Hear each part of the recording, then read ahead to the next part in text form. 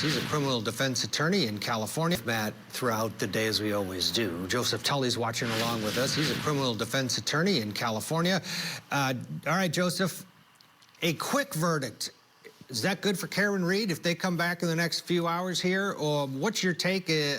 And overall, give us a sense of what it's like to be waiting and waiting and waiting, and this process could just be getting underway. Who knows how long it's going to take? To 3 days last time around.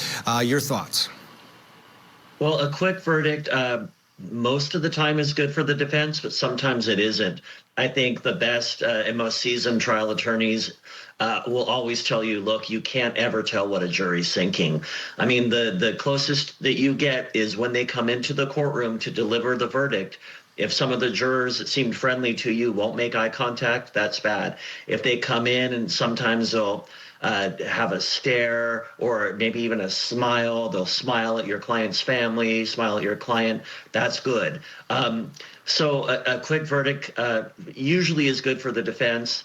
I think here, you know, as I said early on, this did devolve into or evolve into a battle of the experts after the first trial. The prosecution said, look, don't take my word for it. Here's the experts. The defense did the same thing. So I think, you know, you're just always sick when you're waiting for a juror's verdict. Sometimes I'm in court and they'll have a light that goes on for an unrelated trial, and that light goes off and your body just kind of, you know, just you get this flood of adrenaline. So I know that's what both sides are going through right now. Yeah, both sides have put in so much work, and now there's nothing to do. Yeah, the Reed team filed a motion today, but overall, not much to do. Let's talk about that motion they filed today. They want a different verdict form because last time around there was confusion around it. The jurors that came forward said they had actually come to unanimous verdicts on the top two charges, and those were not guilty verdicts.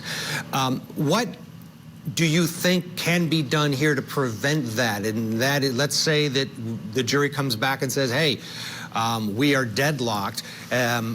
Will the court, if you were Karen Reed's team, will you insist on some sort of polling to make sure that they have not come to any agreements on any of the charges?